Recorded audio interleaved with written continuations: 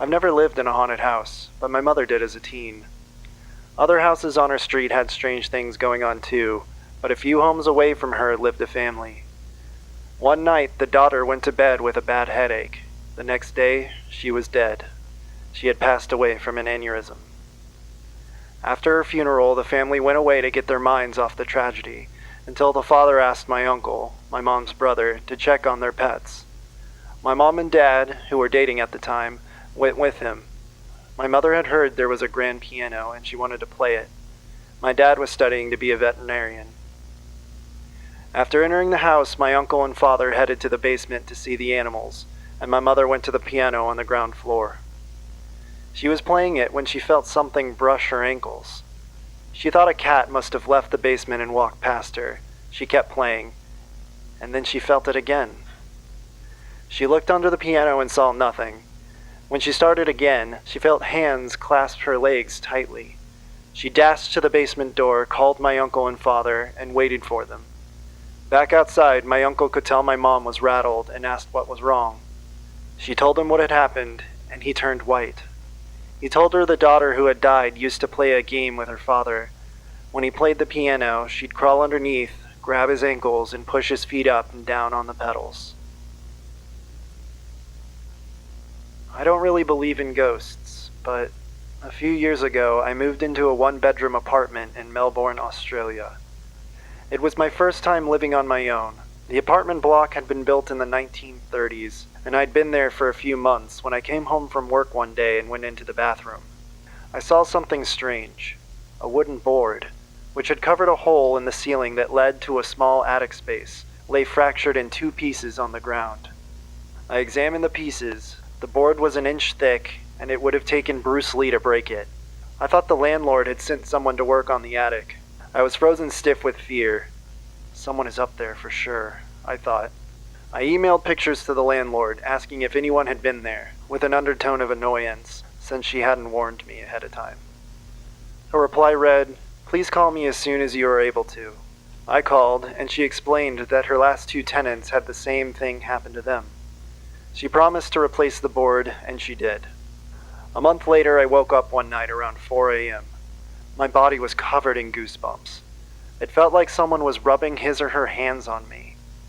Everything was silent, but then I heard a dragging sound coming from above my bed. It was as if someone was pulling a sack of potatoes. I froze, convinced someone was up there. There is no way an animal could have made that sound.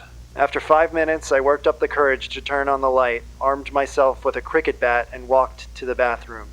That's when I saw the new board, covering the hole, was broken in two. I felt sick. The dragging sound had stopped, but I heard something else. Whispering. The sound was clear and coming from the attic. It sounded like children's voices, and I could hear one sentence repeated over and over. "It's your turn. It's your turn."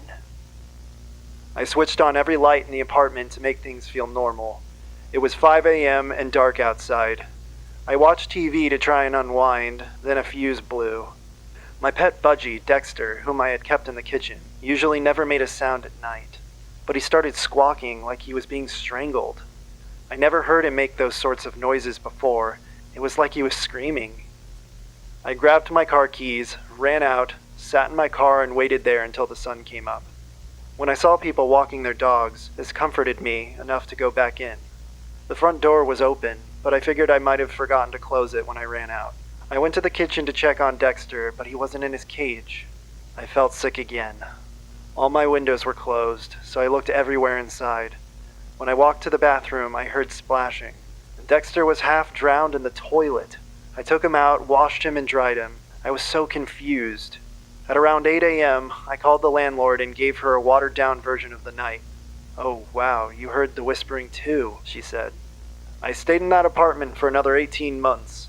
I heard the whispering on and off for a few other occasions, and twice the board covering the hole in the ceiling moved. Although I live somewhere else now, the landlord recently called. She said that the new tenants had begged to speak with me about some of the stuff that's been going on there. Forget it. It's their problem now. I think about this a couple of times a year, and I've looked it up but never find anything similar. This happened a few years ago. One night, my now wife and I were driving back from Sonic. We lived in a very old, very small town in West Texas. It was raining, but not heavily, and there were puddles on the ground, wet enough that it would be weird for someone to be walking around. On top of that, there's lots of roads with little or no lighting, so lots of the roads are mostly dark at night. We were driving down one such road when this happened. As my wife and I were driving, I looked to my right and saw what I can only describe to be as a faceless man. Not deformed, but faceless. His face was white, or really all of him looked white. He looked almost like a blur. His arms seemed impossibly long, almost down to the ground, and were moving in just an unnatural way. The arms were swinging back and forth aimlessly, but also very fast. The best I can describe this man's movements is that he looked like he was glitching.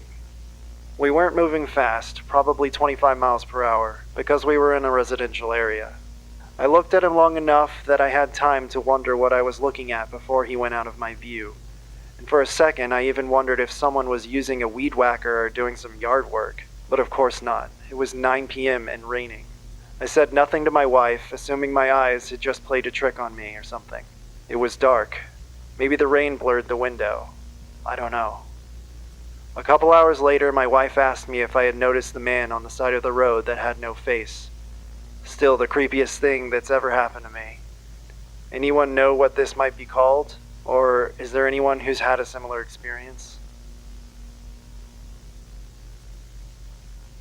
Amsterdam has always been one of my favorite cities. I generally use it as a convenient port of entry for traveling into Europe. This particular trip was during the holidays in 2018. I was staying near the Van Gogh Museum, and I had just come back from spending Christmas in Harlem.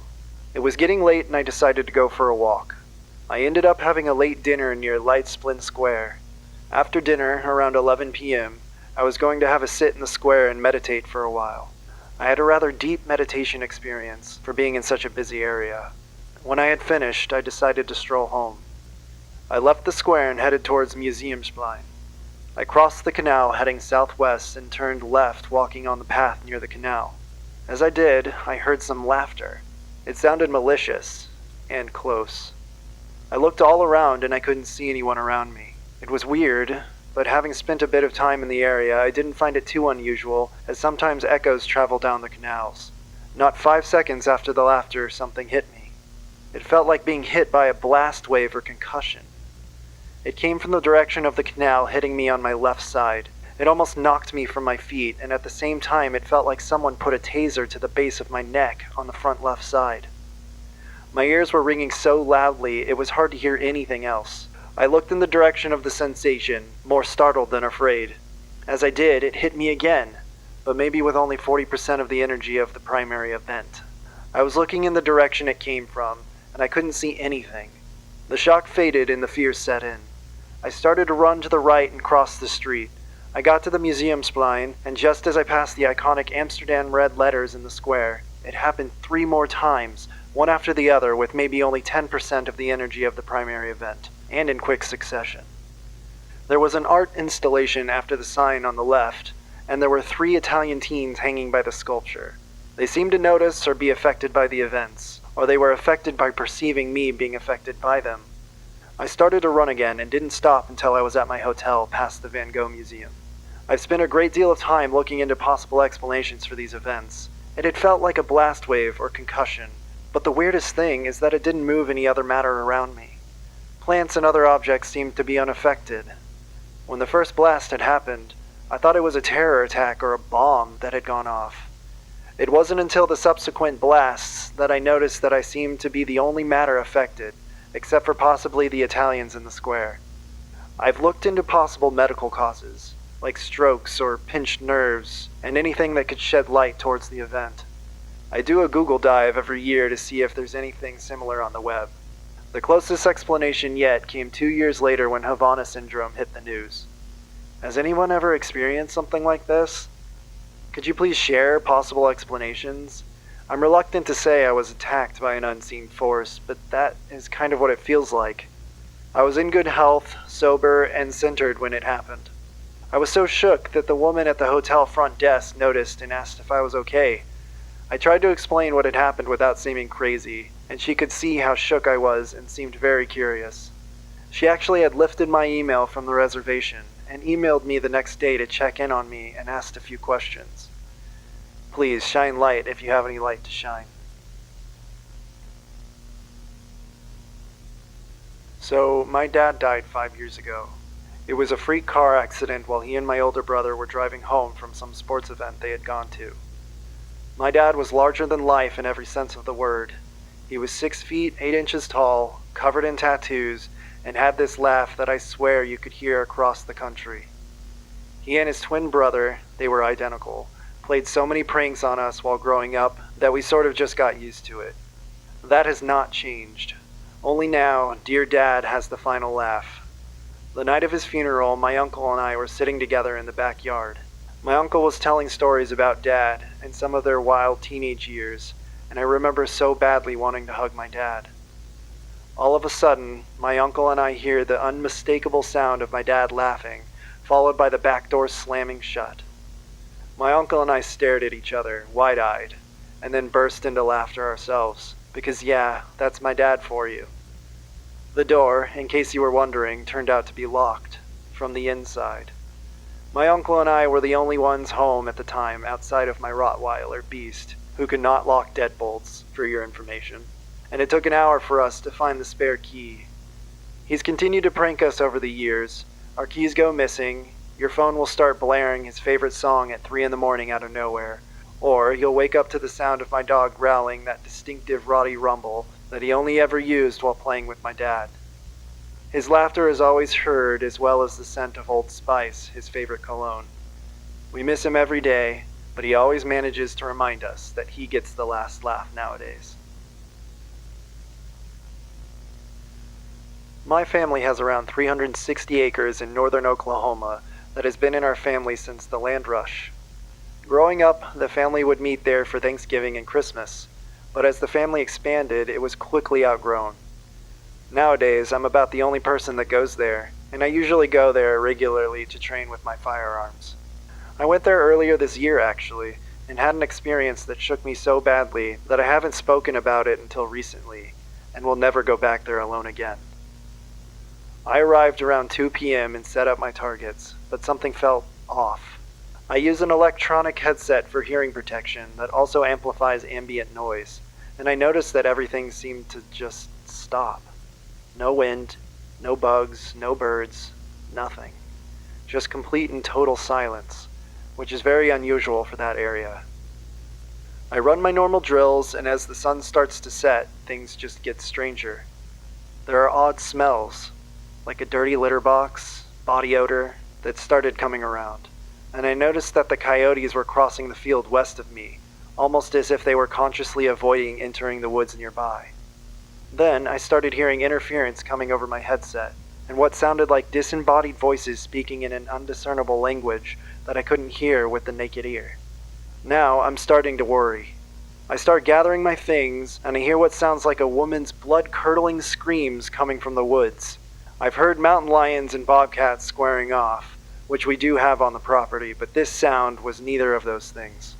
Around the same time, I got what I can only describe as a nauseating, omnidirectional feeling of being watched, shortly followed by very distinct footsteps trudging through the foliage in the tree line, approximately 30 yards from my position. I've been an avid hunter since childhood and familiar with noises in the woods, and the cadence of the footsteps were indicative of a large, bipedal creature, oddly human-like. Very concerning, considering I'm in the middle of a large swath of property that's 25 miles from the nearest populated area. I then pull my phone out to take video, and I start scanning the tree line with my flashlight. Standing behind a tree at the edge of the tree line was a tall, black silhouette with spindly limbs and a pale face, looking directly at me. I managed to capture a great still image of it from the video that I will try to find and attach. I quickly grabbed my range bag and made a run towards my truck. I get about 50 yards from the truck, and the light post on our property, one that's been hooked up to the county power line and has never turned off in 20 years, cuts off suddenly. Now I'm blindly running in the direction I believe my truck is in while I hit the unlock button on my fob to find the lights. I get in my truck quickly, speed off, and as I'm watching in the rear view, the light post turns back on. I apologize for the long post, but I'm finally ready to get this out into the open for interpretation. I tend to think of myself as a rational person that doesn't necessarily believe in the woo kind of stuff. Although my mother described me as being sensitive and somewhat gravitated towards energies as a child, hence why I found paranormal to ask. I was doing everything I could to rationalize or come up with a reasonable explanation for the things I was experiencing, but I have no explanation. The kind of fear this experience put into me was unlike any fear I had ever felt before. For 12 years, I've worked as an actor for a local haunted house attraction. It's a lot of fun, as I get to play a variety of horror characters and act out different scenes. While the tours we put on are certainly fake, there's a lot that goes on behind the scenes that isn't. I should start off by explaining that the building we do this out of is extremely old and was once an elementary school. We gutted the section of the building that was classrooms and constructed it to what we needed it to be. This is when we actually started having weird experiences. There's plenty of activity that can be shrugged off, such as feeling watched or hearing footsteps running in areas that there is no one. Then there are the things that are not so easily disregarded. Such as one evening, a member was working on hooking up our sound system by himself. He had not even hooked up the large speakers yet when he started hearing a loud, deep growl that came booming through them. This terrified him so much he ran out of the building. It would not go back in even after lockup until another member came down in to go with him. He never worked alone in that building again. Other activity seems playful and childlike, such as hearing small giggles and whispering in the halls and in the rooms that are empty. Things being moved from where we last placed them, all that stuff. One year, I was in a rocking chair that I would jump out of as a group came through. The thing about the rocking chair is that it was more like a glider, and it was broken. I would have to use a lot of force to get the chair to rock backwards at all.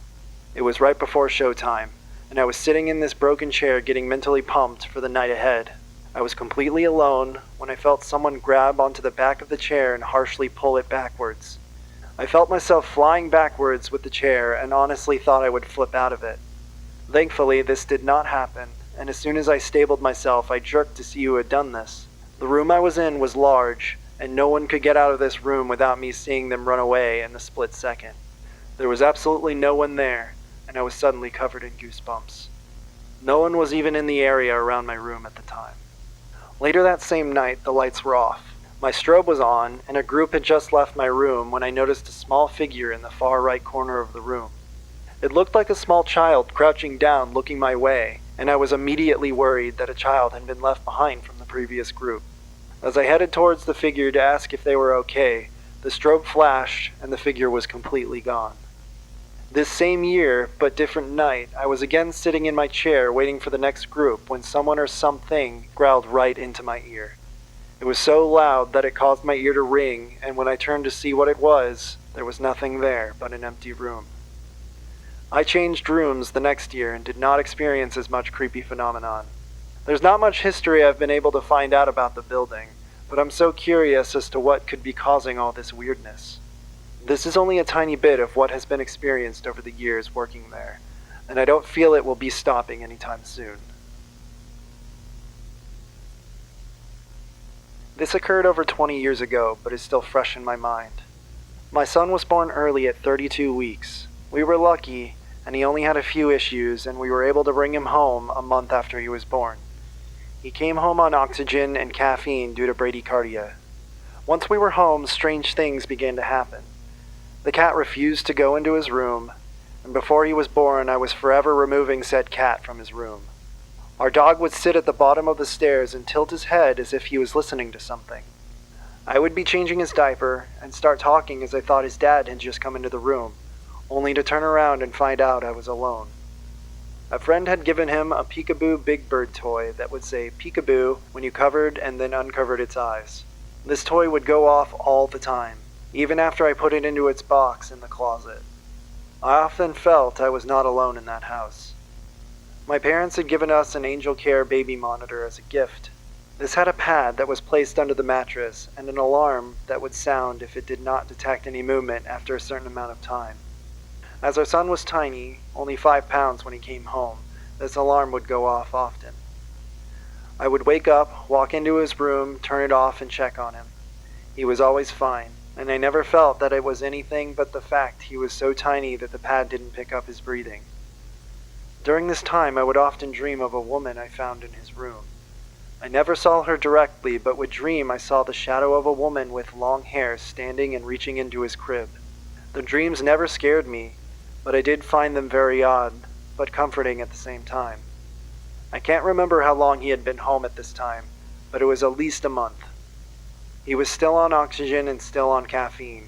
Our bed was to the left of our bedroom door, and I slept on the right-hand side next to the door, and my husband slept on the left-hand side. I was asleep and was woken up by being shaken roughly on the door side of the bed. I woke up and looked over at my husband and said, "Why are you shaking me?" only to realize he was completely asleep and on the wrong side to have shaken me. I immediately jumped up and ran to my son's room. I flipped the light on, something I had never done at this point, and heard a gasp from the crib. Often when babies spontaneously stop breathing, you just have to startle them to begin again. I truly believe that he had stopped breathing, and my turning on the light startled him into breathing again. After this episode, the dreams and strange occurrences with the pets and toy continued, until my son came off the oxygen and caffeine, that is. Once that happened, the odd occurrences just stopped. The pets stopped acting weird, and the big bird toy never went off on its own again. I believe that someone came home with him to keep him safe. The feeling I got from my dreams was it was a young woman, maybe in her early to mid-20s, and indigenous. I'm Canadian. I will always be grateful for them watching over him and shaking me awake that night so I could startle my son into breathing again. This actually just happened about half an hour ago. I came back to my hometown for the holidays, as it's a fairly rural area with woods and everything is peaceful. I love going to pick wild berries, and I was doing just that when I encountered the first paranormal experience of my entire life. It happened in the backyard of my neighbor's house. Here are a few details so that the story makes more sense. I used to have an old man as a neighbor who lived alone. He was a very kind person. He used to give us those berries as candied sweets. He passed away due to cardiac failure when I was in high school, and his house has been empty ever since. I wanted to make those sweets for my family as a holiday comfort food and thus went back to his place. Now, as he passed a few years ago, there was a lot of undergrowth and wild grass in his yard and everything was messy. I cleared some of the growth and made way to the shrubs, cleaning the place as much as I could. I was thinking about how clean he used to keep everything. All this time I had a feeling that something was off, and that I was being watched, but I brushed it off. I was 2 minutes into picking when I heard my neighbor's voice. I'm sure it was him, saying I should be more careful and to pick up the rake immediately. It was as if I was fainting. Everything was fast or slow, and I can't really explain that. But as soon as I picked up the rake, some homeless man tried to stab me with a knife. I used the sharp end of the rake to scare him off and kept shouting loudly. Eventually he did run off. After I gathered myself, I had tears, but couldn't shake off a smile I had. It was eerie. I think I'm going to clean my neighbor's place. I owe him that much.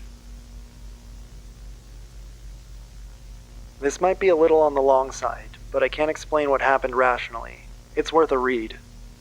I'm not a spiritual person, nor do I believe in the paranormal, but 3 weeks ago my cat died in my arms. Our bond was remarkable. I had found him as a kitten, and he was crossing a dangerous country road, so I stopped, opened my door, and he just jumped into my lap and curled up there. I was his. I'm an animal lover, and I've had special pets, but Solomon was almost like a familiar to me.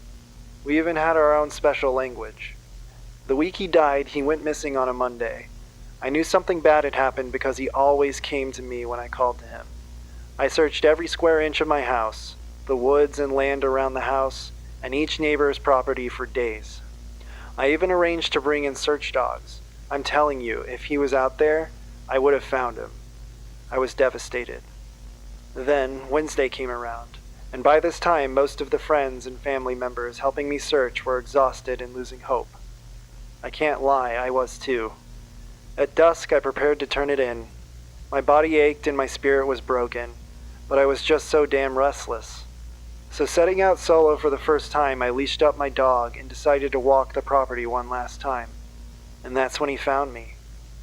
I was losing light when I had spotted him out of the corner of my eye, sitting on the bank opposite the creek, a place I had already searched a dozen times.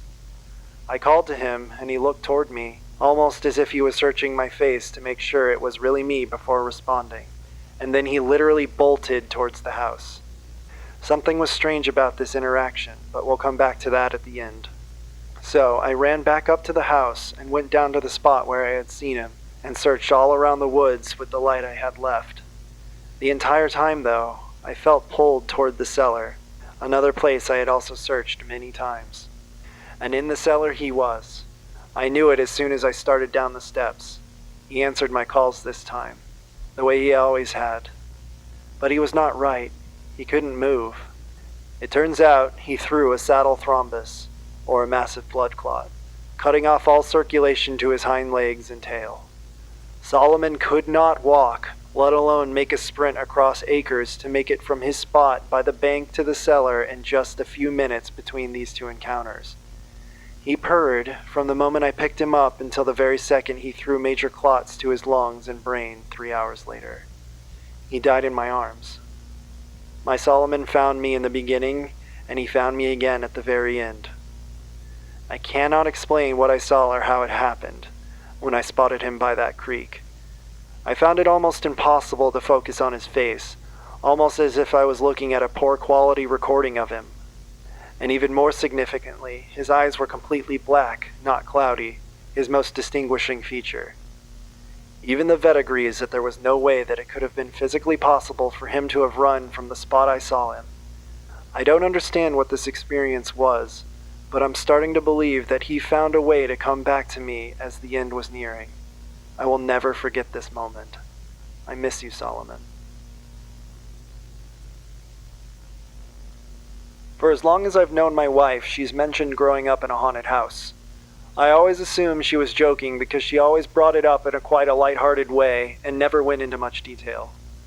It was a big old house, and I figured she was talking about weird old house noises. The house belonged to her great-aunt, who raised my wife for most of her childhood.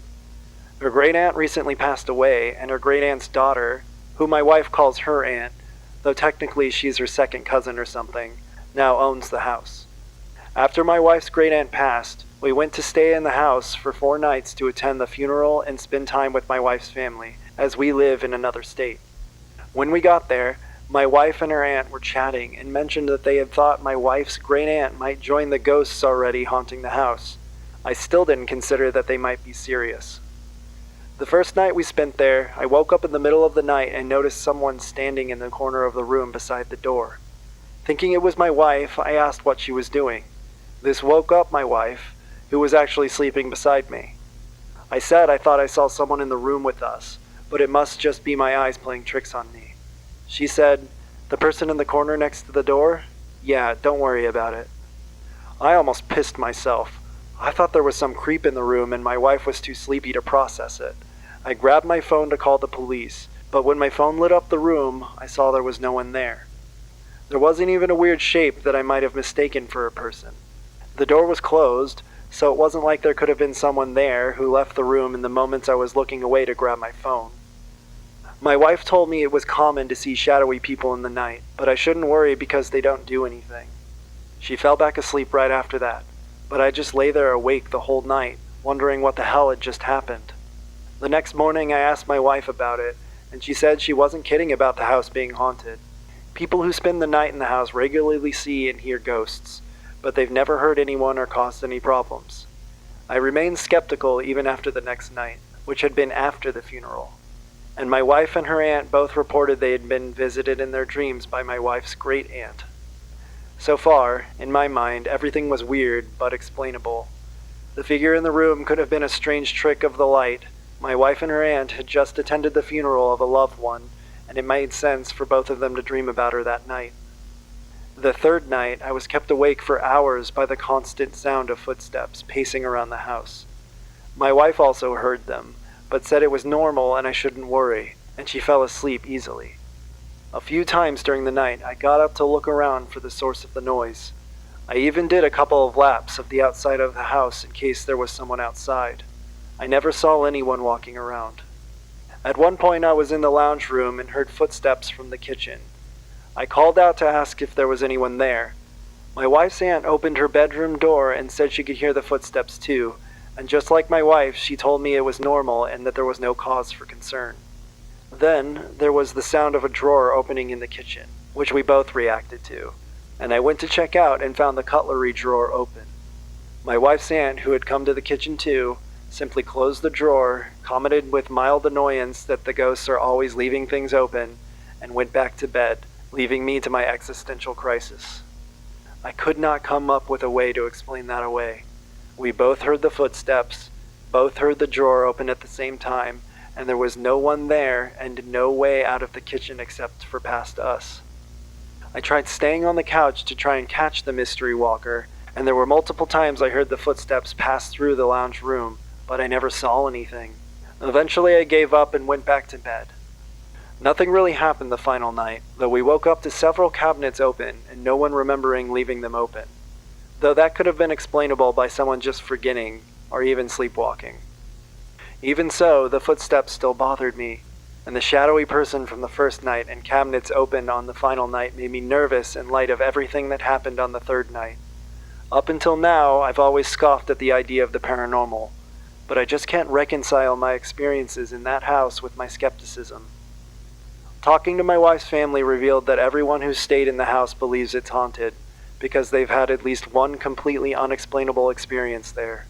They all report that the ghosts leave people alone for the most part, though some who have lived there for a long time as children, including my wife and her aunt, have described meeting people they thought were probably ghosts and having positive but strange interactions with them. This happened in January of 2019. My stepdad had been in our family's life for 30 years before he was diagnosed with cancer. He never had any biological children, but he had me and my sister, and we couldn't have asked for a better stepdad or granddad for our children. I was with him when he was diagnosed, and was with him for all of his treatments too. From the very beginning, there was no question of who would take care of him. It was going to be me. He and my mother were split up at the time, and it just seemed natural that I would be the one to do it because of how close we were. And honestly, I considered it an honor. Unfortunately, his prognosis was not very good, and they gave him less than a year to live. He barely made it 6 months after his diagnosis.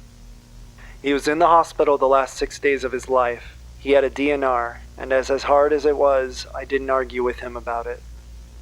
2 days before he passed, he was in and out of consciousness and was barely able to talk. His last night, he was able to communicate that he really wanted me to go home and check on the dogs. This was just about 3 in the morning. I told him that I would do that and that I would be right back. He gave me a small smile and nodded. It took 20 minutes for me to get home, and 10 minutes after walking through the door, the hospital called and said that he had passed. I felt so guilty for leaving until I thought, he knew there was already someone with the dogs, but he insisted that I check in on them. Perhaps he didn't want me there at the time? I don't know. I still don't know. Now, what I do know is the morning after he passed, I had a missed call from his phone that had been in my purse the whole time he was in the hospital. The call was made at 3:47 a.m., and the voicemail that he left said, "Thank you for everything, sweetheart. I love you." That message was left in my stepdad's perfect, loving voice, not the raspy, out-of-breath, strained voice he had moments before he died. Some people have said that it may have been an old message that I had just received that morning, but either way, I thought it was amazing. When I was 19, my best friend was diagnosed with stage 4 ovarian cancer. We knew her cancer was terminal and she had a life expectancy of 5 years at most. Her and I would talk every now and then about passing on, and how even though I was healthy, I could always go before her in a car crash or some other way. We made a pact that no matter which one of us left first, we would come back to the other and let them know that there was more to life after death. She eventually passed away from her illness at 22 years old, leaving behind her husband and her 3-year-old son. She passed away on a Sunday at 8:20 a.m. I remember the call from her husband vividly. He asked me to bring her son to the hospital because she had passed away. That day was a complete blur. I couldn't find myself to come to the reality she was no longer with us. It all felt so unreal. We were allowed to be with her for a few hours in her hospital room before she was taken away. But while we were in there with her, I don't know, I was in a complete shock and my mind just couldn't process it. I didn't cry. Leaving the hospital was so strange, because at the time I had no children and my life revolved around my work, my home, and her. She lived a few minutes away from my job at the time, so I would always leave work very early to see her, whether she was at home or at the hospital. I loved her so much. I could never be away from her. So now knowing I had to go home and trying to process I would never see her again just threw my life for a spin. That night I couldn't sleep. I just kept trying to make sense of it all. In all honesty, I don't even remember the thoughts that were going through my head, but the feelings of loss and confusion were very prevalent in me.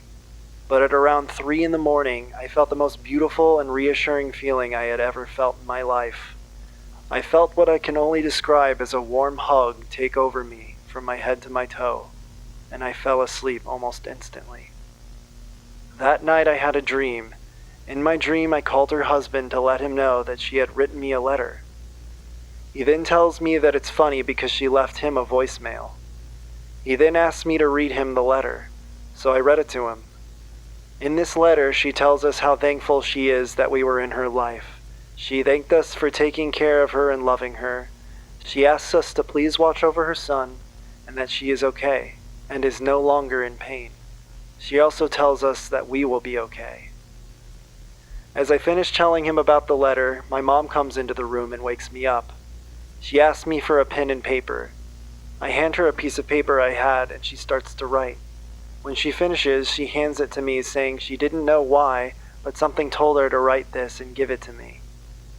When I read the letter, it was word for word what my best friend told me in my dream, and she signed it with her father's last name. Now, my mom only knew her by her mother's last name. No one outside her close relatives and myself knew her father's last name, so I was very confused as to how she signed it with her father's last name.